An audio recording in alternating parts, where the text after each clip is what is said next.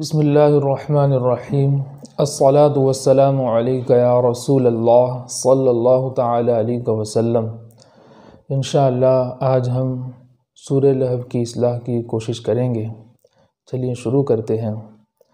اعوذ باللہ من الشیطان الرجیم، بسم اللہ الرحمن الرحیم۔ تبت یدا ابی لہب وتب۔ اس آیت کے اندر پہلا کلمہ ہے تبت، اس کے آخر میں تا ساکن ہے، یعنی تا پر جزم ہے، تو اس جزم کو متحرک ہو جانے سے بچائیں گے۔ جیسے مثال کے طور پر تبت یدا، تبت یدا ایسا نہیں کریں گے، بلکہ تا میں آواز بالکل ختم کر دیں گے، اس کے بعد آگے والا حرف پڑھیں گے اس طریقے سے تبت یدا، تبت یدا۔ جزم کے ادا کرنے کا طریقہ یہ ہے کہ جس حرف کا جو مخرج ہو وہاں آواز کو ختم کر دیا جائے، پھر آگے والا حرف ادا کیا جائے۔ جیسے یہاں تا پر جزم ہے تو تا میں آواز ختم کر دیں گے، پھر آگے والا حرف پڑھیں گے۔ اگر تا میں آواز ختم نہ ہوئی تو پھر یہ تا متحرک ہو جائے گی۔ جیسے تبت یدا، تو ہم اس طریقے سے نہیں پڑھیں گے بلکہ اس طریقے سے پڑھیں گے تبت یدا، تبت یدا۔ آگے والا حرف ہے، آگے والا کلمہ ہے یدا۔ اس کلمے کے آخر میں الف مدہ ہے، تو وہاں مد کریں گے اور اس مد کو تھوڑا کھینچ کر پڑھیں گے۔ جیسے عام طور پر ہم حروف مدہ آتا ہے تو ایک الف کے برابر کر کے پڑھتے ہیں، تو یہاں اس سے زیادہ مد کر کے پڑھیں گے۔ جیسے یدا ابی، یدا ابی۔ اور یہاں اس بات کا خاص خیال رکھنا ہے کہ اس کے بعد جو حمزہ ہے اس حمزہ میں جھٹکا ہونا ضروری ہے۔ اگر جھٹکا نہیں کریں گے تو وہاں حمزہ کا وجود نہیں ہوگا، حمزہ صحیح سے ادا نہ ہوگا۔ جیسے تبت یدا ابی، یدا ابی، تو حمزہ کو جھٹکا کے ساتھ پڑھیں گے یدا ابی، ابی، اس طریقے سے پڑھیں گے۔ آگے ہے لہب وتب، تو لہب اور وتب کے درمیان ادغام ہوگا، تو اس ادغام کو گنہ کے ساتھ پڑھیں گے اس طریقے سے لہبیوں، لہبیوں، بغیر گنہ کے نہیں پڑھیں گے بلکہ گنہ کے ساتھ پڑھیں گے۔ اور آخر میں جو کلمہ ہے وتب، تو یہاں وقف کی حالت میں با پر جو تشدید ہے تو اس با کا قلقلہ تشدید کی تاخیر کے بعد کریں گے۔ جیسے وتب، وتب ایسا نہیں کہیں گے، اس لیے کہ یہاں با پر تشدید ہے، تو پہلے تشدید کی تاخیر کریں گے، اس کے بعد با کا قلقلہ کریں گے۔ جیسے وتب، پوری آیت اس طریقے سے پڑھیں گے تبت یدا ابی لہب وتب۔ آگے والی آیت ہے ما اغنی عنہ مالہ وما کسب۔ اس آیت کے اندر پہلے ہی مد پایا جاتا ہے، شروعات کے اندر ہی مد ہے، تو اس مد کو کھینچنے کے بعد جو حمزہ ہے اس حمزہ کو جھٹکے کے ساتھ پڑھیں گے۔ جیسے ما اغنی، ما اغنی، ما اغنی ایسے نہیں پڑھیں گے۔ اگر ہم جھٹکا نہیں کریں گے تو حمزہ یہاں نہیں پایا جائے گا، تو ہم جھٹکا کے ساتھ ہی حمزہ کو پڑھیں گے۔ آگے ہے اغنی، اس کے اندر غین کو متحرک ہونے سے بچائیں گے، اغنی نہ ہو۔ یہاں دو بات کا خیال کرنا ہے، ایک تو یہ کہ غین پر زبر نہ ہو جائے، دوسرا یہ کہ غین کو پور پڑھنا ہے۔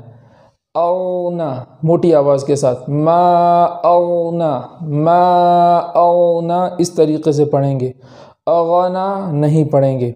آگے ہے عنہ، تو یہاں نون پر جو جزم ہے اس کو بھی زبر ہو جانے سے بچائیں گے۔ جیسے عنہ، ما اغنی عنہ نہیں پڑھیں گے، ما اغنی عنہ۔ میں نے آگے بتایا جزم کا طریقہ کیسے ادا کریں گے جزم، اسی طریقے پر یہاں عمل کرتے ہوئے نون میں آواز ختم کرنے کے بعد آگے والا حرف پڑھیں گے اس طریقے سے عنہ، عنہ، عنہ نہیں پڑھیں گے۔ آگے ہے مالہ، مالہ کے آخر میں الٹا پیش ہے، تو الٹا پیش واو مدہ کے برابر ہوتا ہے، تو جتنی تاخیر ہم واو مدہ میں کرتے گئے اتنی ہی تاخیر الٹا پیش میں بھی کریں گے۔ تو اس طریقے سے پڑھیں گے مالہ وما کسب، مالہ وما کسب، مالہ وما کسب نہیں پڑھیں گے۔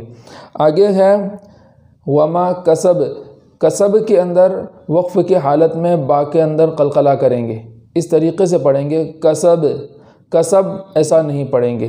آگے والی آیت ہے سیصلی نارا ذات لہب، اس آیت کے اندر پہلا کلمہ ہے سیصلی، اس میں سین بھی پائی جاتی ہے اور صاد بھی پایا جاتا ہے، دونوں کے مخرج بھی ایک ہے۔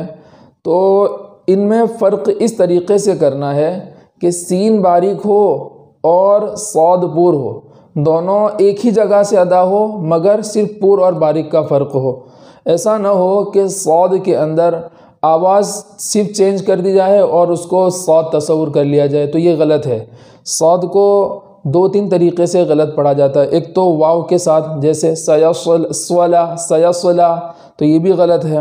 دوسرا غلط طریقہ یہ ہے کہ اس صاد کو آواز بدل کر پڑھتے ہیں، جیسے سیصلا، سیصلا، تو یہ آواز بدل کر بھی پڑھنا غلط ہے۔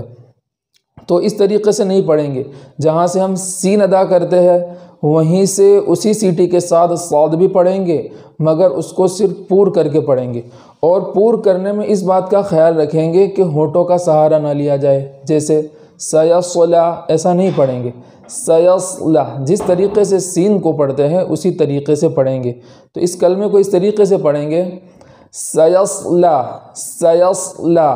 آگے ہے نارن ذات، تو نارا کے اندر را کو پور کریں گے اور یہاں اخفا پایا جاتا ہے تو ایک الف کے برابر گنہ کریں گے، اس طریقے سے نارن ذات۔ اخفا کو اس طریقے سے نہیں پڑھیں گے کہ نون کے مخرج میں زبان لگ جائے، جیسے نارن ذات، نارن زبان کو مخرج میں لگا نہیں دیں گے بلکہ دور رکھیں گے اور اسی کے ساتھ گنہ بھی ادا کریں گے۔ آگے ہے لہب، تو یہاں آخر میں با ہے، با قلقلہ کے حروف میں سے ہے، تو اس پر وقف کریں گے تو جزم ہو جائے گا، اور جزم ہوگا تو وہاں آواز کو لوٹا کر پڑھیں گے، اس طریقے سے پڑھیں گے لہب، لہب ایسا نہیں پڑھیں گے۔ پوری آیت اس طریقے سے پڑھیں گے سیصلی نارا ذات لہب۔ آگے ہے وامرأتہ حمالۃ الحطب، اس کلمے کے اندر وامرأتہ کے اندر میم پر زبر نہ ہو جائے، اس بات کا خیال کرنا ہے، اس طریقے سے پڑھیں گے وامرأتہ، میم کا جزم ادا کرنے کے بعد آگے والا حرف را ادا ہو، اس طریقے سے پڑھیں گے وامرأتہ، ایسا نہ ہو ومرأتہ، ومرأتہ نہ ہو۔ اسی کلمے کے آخر میں ہا پر الٹا پیش ہے، تو اگر ہم اس کلمے کو آگے وصل کے ساتھ یعنی ملا کر کے پڑھیں گے تو یہاں الٹا پیش ہے تو واو مدہ کی طرح تاخیر کر کے پڑھیں گے، اس طریقے سے وامرأتہ حم، اور اگر وقف کرتے ہیں تو اس ہا کو جزم کر دیں گے، جیسے وامرأتہ، وامرأتہ جزم کے ساتھ پڑھیں گے۔ آگے ہے حمّا، حمّا کے حمّالۃ کے اندر میم پر تشدید ہے، تو میم پر جب تشدید ہو تو وہاں ایک الف کے برابر گنہ کرنا ضروری ہے، تو یہاں ایک الف کے برابر گنہ کریں گے، حمّالۃ، حمّالۃ اس طریقے سے گنہ کریں گے۔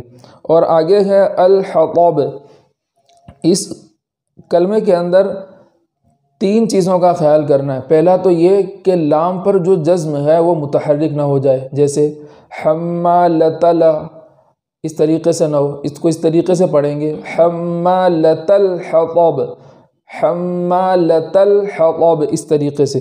دوسرا یہ کہ طا کو پور صحیح طریقے سے کریں گے، اس میں واو نہ آ جائے نہ ہی ہونٹوں کا سہارا لیا جائے، جیسے حطب یا حطب، طب، حطب یا حطب، یہ دونوں طریقے غلط ہے، اس کو اس طریقے سے پڑھیں گے جیسے ہم تا پڑھتے ہیں جو با کے بعد آتا ہے، پر اس کے اندر صرف فرق یہ رہے گا کہ پور پڑھیں گے، بسم اللہ الرحمن الرحیم، اور صرف پور کا اس میں اضافہ کر دیں گے، اس طریقے سے پڑھیں گے۔ برب الفلق من شر ما خلق میں جزم آنے کی وجہ سے ومن شر غاسق اذا وقب ومن شر النفاثات في العقد پوری آیت اس طریقے سے پڑھیں گے۔ ومن شر حاسد اذا حسد صدق اللہ العظیم پر تو اس طریقے سے پڑھیں گے، وَامْرَأَتُهُ حَمَّالَةَ الْحَطَبِ۔